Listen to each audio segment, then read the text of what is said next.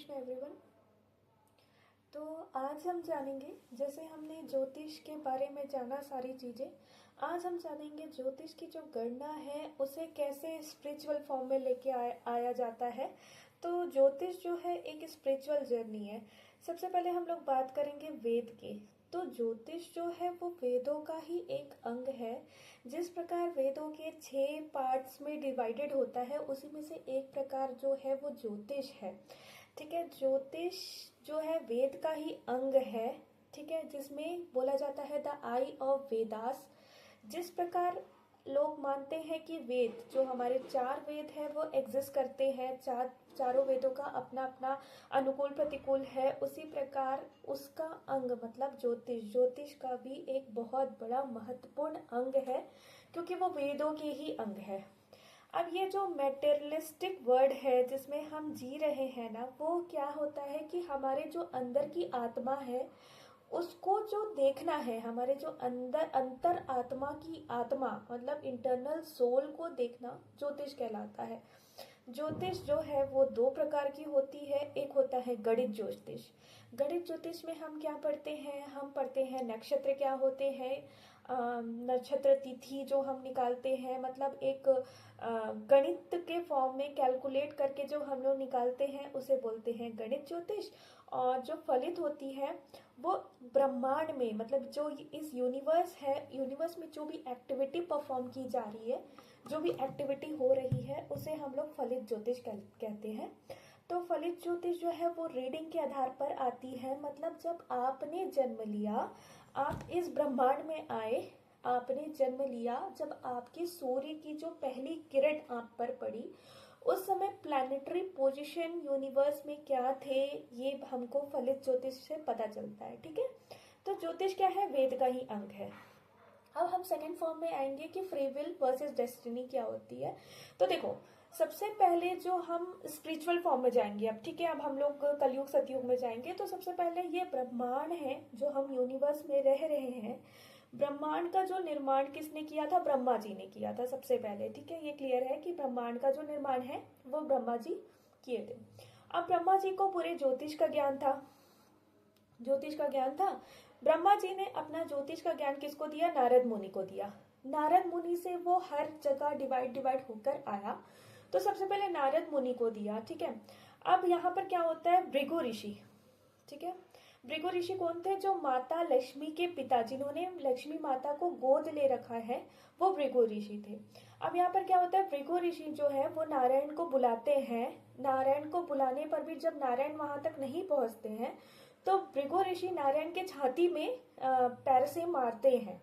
जब छाती में पैर से मारते हैं तो लक्ष्मी जी नाराज हो जाती है और वो बोलती है, श्राप देती है कि आपको अपने ज्ञान का बहुत अहंकार है, मैं आज से आपको श्राप देती हूँ कि इस कुल में जितने भी ब्राह्मण है ना, उनसे मतलब ये ब्राह्मण जो है उनका ज्ञान जो है, मतलब वो कितना भी ज्ञान बांटेंगे पर उनके पास लक्ष्मी की कृपा नहीं रहेगी, उनके पास मेरी कृपा नहीं रहेगी।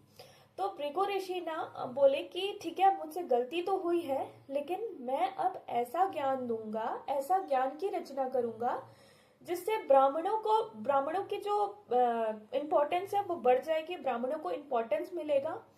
पैसे के टर्म्स में नहीं, लक्ष्मी के टर्म्स में उन्होंने ज्योतिष का निर्माण नहीं किया था, लेकिन उन्होंने बोला था कि हाँ, ब्राह्मणों के पास अब ऐसा ज्ञान रहेगा जिससे उनकी इम्पोर्टेंस बढ़ जाएगी और उनके पास धन की कमी नहीं रहेगी।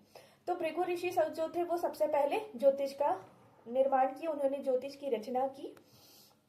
तो ये क्या होता है ना, ये एक ऐसा पैसा है जो किसी के छल से नहीं कमाया जाता। जितना धन रहेगा, जितना धन की जरूरत पड़ेगी ब्राह्मणों के पास, उतना धन रहेगा। ठीक है, यहाँ से भृगु ऋषि के द्वारा सबसे पहले तो ब्रह्मा से आया, ब्रह्मा से नारद मुनि के पास गया।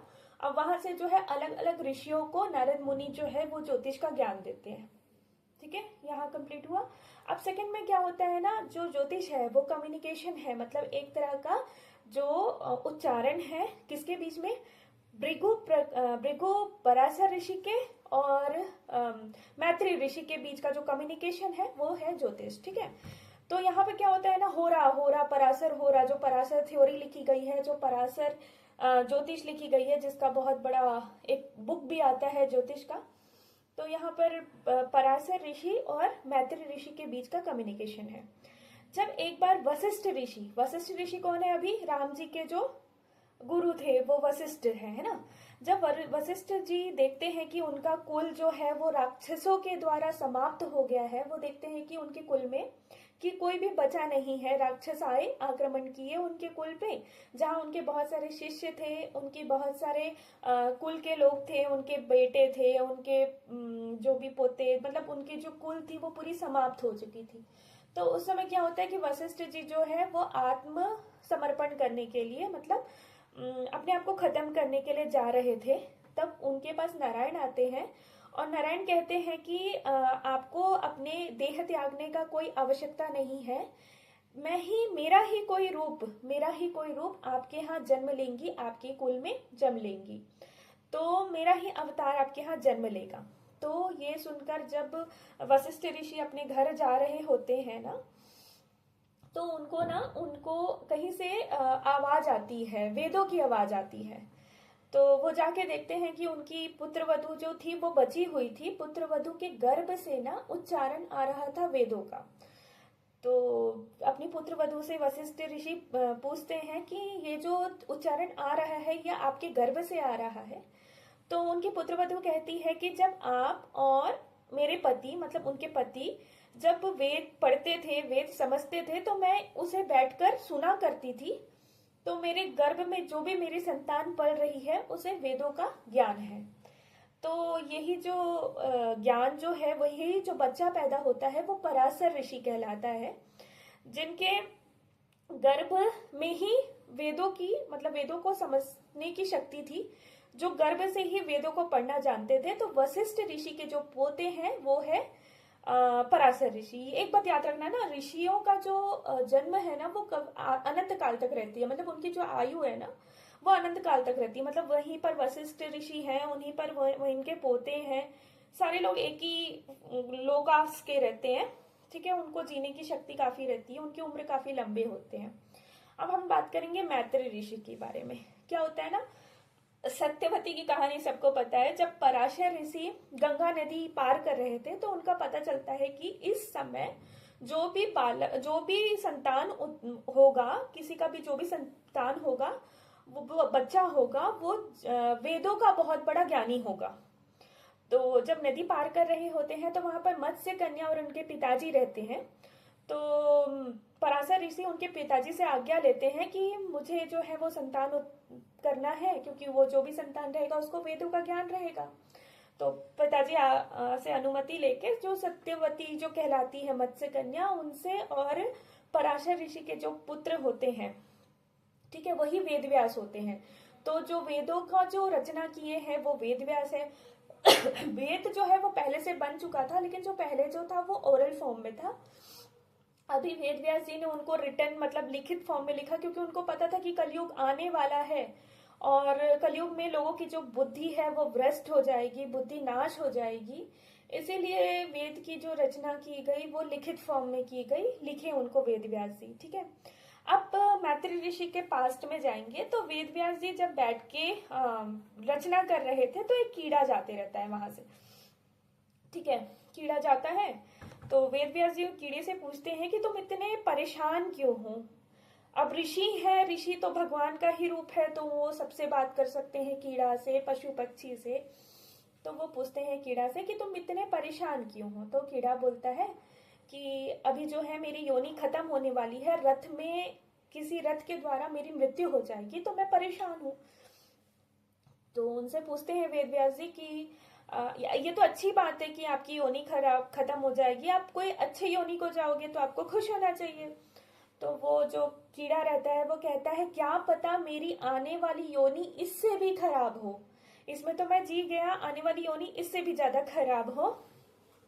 तो इसी बात पे लेकर वेद व्यास जी उनसे खुश हो जाते हैं कि ये जो आपको जो जिज्ञासा उत्पन्न हो रही है अपनी नेक्स्ट लाइफ को जानने की, यही जिज्ञासा किसी ब्राह्मण की होती है।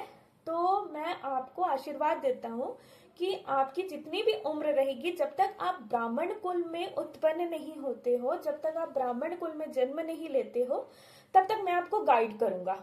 ठीक है, ये वेद व्यास जी मैत्री ऋषि को आशीर्वाद देते हैं। तो इसी बात पे पराशर जी खुश होते हैं कि मेरे पुत्र ने मैत्री ऋषि को जो है उनके ब्राह्मण तक होने तक का उनको गाइड किया है। अब वो मैत्रेय के पुत्र थे, इसलिए वो मैत्री कहलाए। ठीक है, यहाँ पर मैत्री ऋषि और पराशर ऋषि, ये दोनों का जो कम्युनिकेशन है, जो वेद का उच्चारण कर रहे हैं, यहाँ से वेदों का आगमन हुआ। भृगु ऋषि, देन यहाँ पर मैत्री ऋषि और पराशर, जिसको पराशर होरा बोलते हैं। ठीक है, अब ज्योतिष क्या है? कर्मों का सिद्धांत है। ठीक है, कर्मों को रीड करना, हमारे जो कर्म हैं, चाहे वो 3 प्रकार के कर्म होते हैं, आगे हम डिस्कस करेंगे। 3 प्रकार के कर्म होते हैं तो ठीक है, कर्मों का सिद्धांत ज्योतिष का है। इसके 2 कारण होते हैं। एक तो हमारा जो डिजायर है वो एग्जिस्ट करता है, डिजायर को एग्जिस्ट करना। अगर जो भी मैनिफेस्टेशन है ये अगर पूरी तरह समाप्त हो जाएगी तो आप जो है वो डिजायर ही खत्म हो जाएगी जीने की, तब आप जो है वो कहलाओगे, योगी कहलाओगे। ठीक है, तो एक तो डिजायर को एग्जिस्ट जीने के लिए जो है 2 कारण होते हैं, हम जो इस संसार में पैदा होते हैं। एक तो डिजायर को एग्जिस्ट करने के लिए और दूसरा कर्म को भोगने के लिए। डिजायर को, अगर डिजायर खत्म हो जाएगी तो हम लोग क्या हो जाएंगे?